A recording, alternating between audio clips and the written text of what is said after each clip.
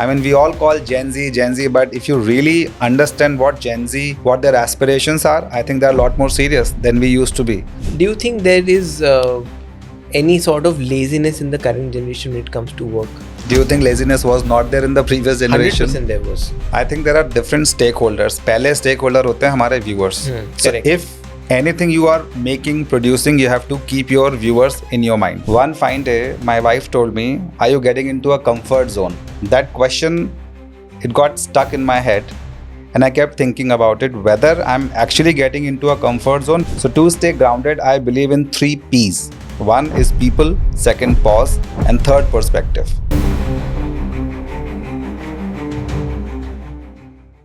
Today we are sitting down with Vikas Sachdeva. He's the Executive Vice President and Business Head at Z. Hi Vikas, how are you doing today?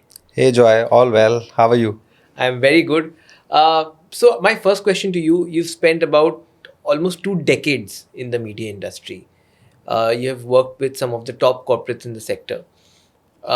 According to you, do you think traditional TV is dead, or are we too lazy to reinvent it? See, traditional TV is not dying actually. Okay. I must tell you that it has got a new haircut. It has Achha. gotten into a gym, got a new wardrobe. So this is ready in the new outfit. Okay. If you remember previous days, we used to watch all these ads during ad breaks. Right. So we used to watch shows at 9 p.m., 9:30. And then during ad breaks, ads used to appear. So today, people are scrolling over their mobiles. Correct. And they're watching those ads in the form of memes and viral trends between stories and between reels. Right. So the costume is different, but the core essence, which is storytelling, emotions, that all remain the same. Right.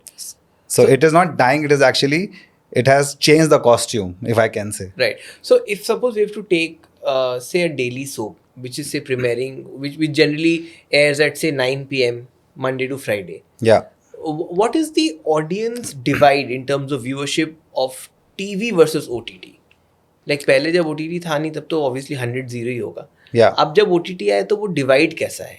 So actually OTT has created a multi-screen universe for everyone. Okay. Nobody can say that OTT is eating the share of TV or Okay. it is happening vice versa. Right, right. So people have started watching and consuming content on various modes of screens. Yeah. Okay. So today, maybe Gen Z is more inclined towards mobile and OTT, Right. but still those people who like to watch daily soaps and movies on TV, that audience still exists. Right. And do you think a certain percentage of the audience has moved to OTT, or are they still very much sitting in front of the television and enjoying their time? Definitely they have moved. I would say about 30 to 35%. They would have moved towards OTT. Right. Yeah. Talking about OTT, and let's also take all those, we can also take into consideration the music platforms and various other streaming platforms. Do you think Indian audiences in 2025, are they ready to pay to OTT to watch premium content, or are we not there yet? I'm talking about majority. See, I tell you one thing, there is one race which is happening these days. So if any story or something, a new series is coming on any OTT, then people say, hey, तुमने देखा? मैंने तो इसका ये episode देख लिया. हाँ जी, correct. I am at episode number 10, तू किस पे है? हाँ. So you can get that access only by taking the premium account for that. Right. You have to pay money for that. So I would say that yes, people are getting open to pay for these OTTs and get the memberships. Right. So you've had a long share in media, as you were just talking about that. Yeah. How's your experience been in India, in media over the years? Like, how has it changed in terms of, obviously from TV, we have moved to digital. Yeah. That is one thing. Apart from that, whether it is the advertising trends or, buying those spots during the peak hours, how has it changed? See, when I joined media about 21 years back, we used to sell print ads and TV spots, Okay. right? Yeah. Today, if somebody is at the age of 22 and that person is entering into media, then he's not just joining media. He is joining the attention economy. Because there are OTT, there are reels, there is social media, there are influencers, AI-driven campaigns. And media is that one industry which is evolving faster than any other industry. Right. So today there are many opportunities available for the advertiser, for the viewer to consume content, and for the media houses to make money. Right.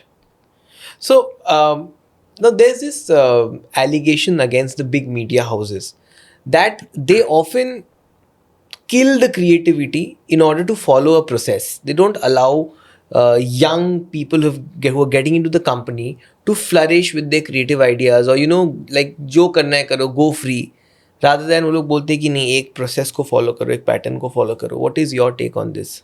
Those who do not change, they are out of the market. I think all the big media houses, they are following the change, following the trend. And the best part is you need to follow where your consumer is consuming the content, not the advertiser.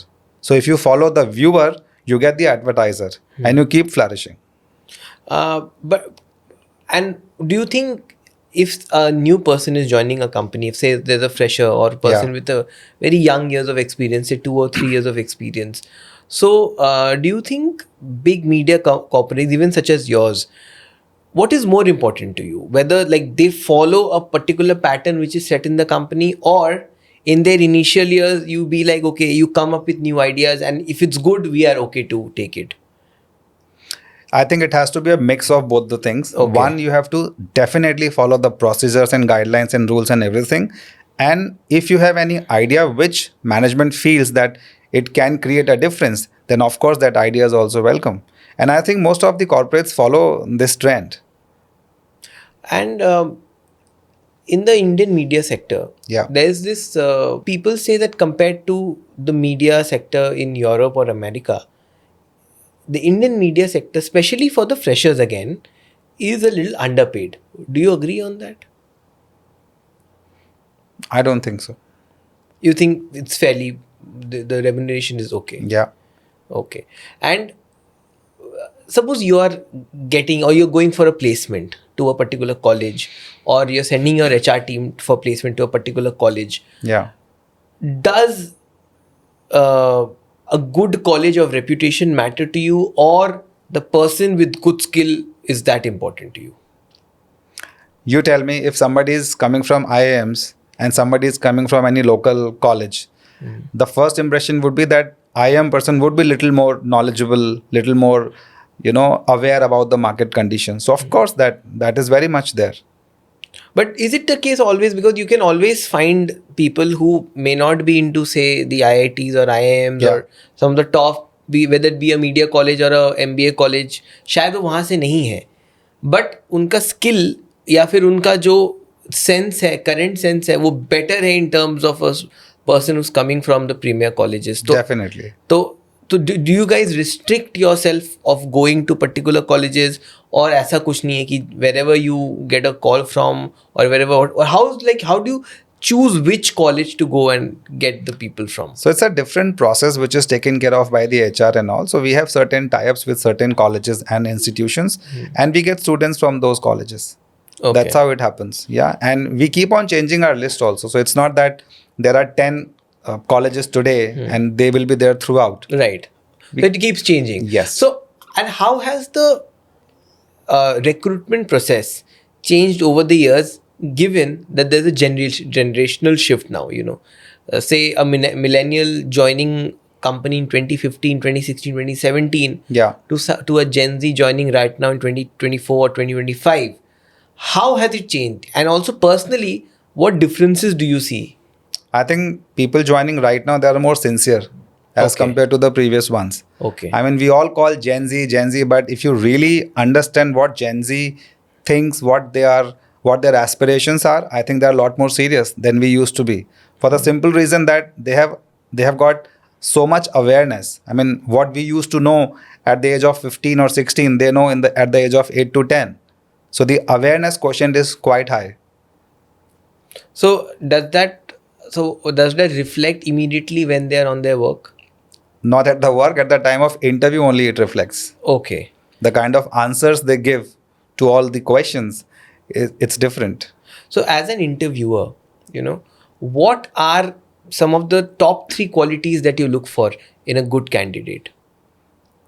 The biggest and the foremost would be hunger. Okay. Second would be presentation. And third, ability to learn. Now, I will just explain hunger because others are self-explanatory. Hunger means not the desperation, but the urge to learn new things, unlearn previous things, and willingness to do something which others are not willing to do. So if you have that kind of hunger, you are going to kill the market. Because I tell you, skills can be taught. Communication skills, negotiation skills, presentation skills. These can be taught to someone who is not having these things. But hunger comes from within. वो जो भूख है वो अगर अंदर से होगी, then only you would be able to, do whatever you are willing to do. तो वो आपको कैसे समझ आता है कि किसी के अंदर वो भूख है कि नहीं? 4 मिनट चाहिए होते हैं बस. You just sit with that person for 3 to 4 minutes and you ask some relevant questions and you will get to know. If you can give me some example of those questions or maybe body language, कैसे आप वो चीज़ समझते हो? So basically it comes when you ask questions like, you give a problem statement, okay? Instead of asking general questions, because 99% of the people who go for an interview today, they prepare from ChatGPT or Gemini or somewhere else, right? So they know the answer of basic questions. What do you do? Where do you see yourself from 5 years? Your strengths, your weakness, everybody knows about it. But when you give a problem statement or a case study, genuine problem, actual problem, and the way they respond, then you get to know that yes, this person is actually getting ticked on those parameters. Do you think there is any sort of laziness in the current generation when it comes to work? Do you think laziness was not there in the previous generation? 100% there was. Totally there was. Yeah. But do you think has it increased or decreased, or is it still the same, or is it just conjecture that that the generations have changed and there's so much laziness which is increased or decreased? I can't honestly comment it is increased or decreased, but I think the way it was there, it is there. So honestly, no comment on that. Right. So while you're making a new show, suppose you're sitting with your team of creative directors and producers and all of that, and you as a business head, when you're discussing maybe the concept or the script of a new show, what is like your one objective? Like, are you looking for instant gratification or maybe having something which goes viral instantly, is talk of the town for 3 months and there's silence after that? Or as a business head, you look at something that I'll create one show and that will be like a timeless sort of thing. There are different. And again, this is very personal. Okay, would you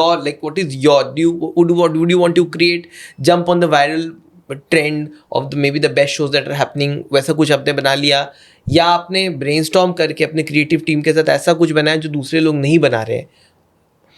I think there are different stakeholders. पहले stakeholder होते हैं हमारे viewers. So if anything you are making, producing, you have to keep your viewers in your mind. Right. Number 2 is the advertiser. If you think that I am making a show and this will generate revenue from advertisers, then it is good to go. And third, is it making profit for the organization? Now, keeping these 3 things in mind, along with the viral trend or the trending moments, if you are able to make up a show, 99% it will be a hit. And how do you judge a show whether it is a hit or a flop? We don't judge. Our ratings and consumers and viewers, they judge the show. Right. So with the ratings we get every week, we realize that this show is doing well or not, or if there is something we need to change in that particular show. So we do the those BARC changes. rating, BARC rating, right? Okay. Well, if you can explain to the audience what is BARC rating? Because till date also, I think people get confused with TRP, which is now kind of not there. Can't. Not on camera. Okay. No, but if you can because we all know BARC, it's all out there. Yeah. So if it's for the lay person in just simpler terms, for everybody who's an aspiring media student or a journalist or something of that sort, how is BARC different from TRP? That's technical question. Don't get into that. Okay. If you it could will challenge my own system otherwise. Okay. If you could break one industry rule tomorrow, what would be and why? One industry rule. You mean media industry rule? Yeah, obviously.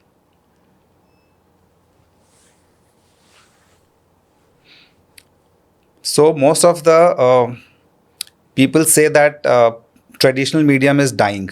Yeah. Okay. While all the planning happens for advertising, people think that TV or print might not deliver. But if you really look at the numbers, if you really look at the trend, there is not a single successful campaign which can work without TV or print these days. So just relying on social media and the new upcoming trends, I don't think so any purpose of brand would be fulfilled. Okay. Same question for two different age groups. One, if somebody is aspiring to join the industry, media industry today, what would be your advice to them? And to somebody who's already been part, say 15, 20 years, and now they're exposed to AI and all of those new shifts, what will be your advice to them in adapting to the new trends? So for the later one, somebody who has spent 15, 20 years in media, the advice would be that you need to unlearn certain things, right? Okay. Whatever has been happening is not going to happen in the near future, and future is going to change like anything with AI coming into the picture, because AI is doing so many things for you, right from writing scripts, doing dubbing, helping you in making presentations and so on and so forth. So you need to upskill yourself, learn new things and make yourself relevant. Okay. For the new person who is joining, just one piece of advice, that you come with an open mind, because media is something, as I mentioned earlier, it is evolving faster than any other industry. So what you learn in 2 years in media, you learn in 5 years in some other organization, some other industry. Right. So you come with an open mind, learn every day and make a better version of yourself. Right. Then you would be able to sustain in this market. And how important do you think internships are to learn? Very important. And what about unpaid internships? Do you think that should be a thing today, or that should not be there anymore? No. So what is the biggest career risk you have taken so far? So I was working with one of the largest media houses of the country, and everything was going smooth. Work was absolutely fine.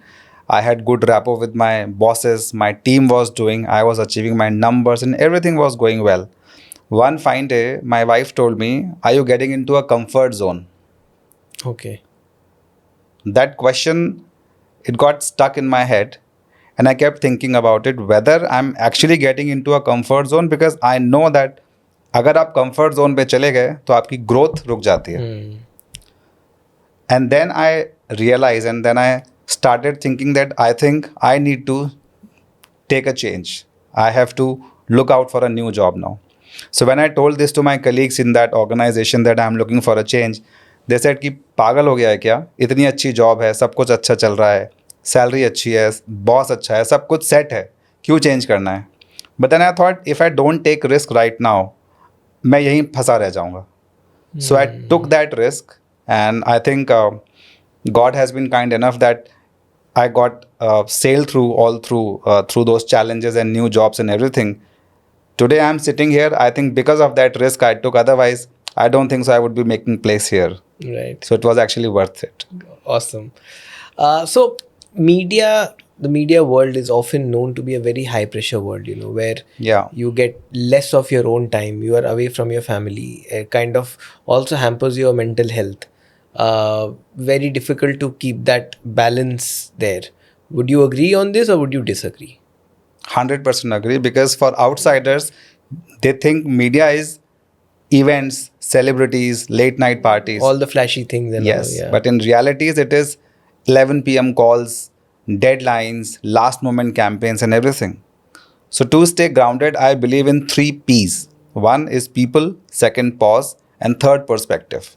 Now, people means that you need to surround yourself with positive people who make you happy during stretched deadlines also. Pause. Whenever you feel tired, take a pause, go for a long drive, listen to music. Whatever makes you happy, please do that. Take a break and come back refreshed. And third is perspective, which means no campaign is worth your peace. Right. If anything is disturbing your peace, please take a break. That's how you can keep going. Right. And if you have to maybe make a series on your journey, your life, what will it be?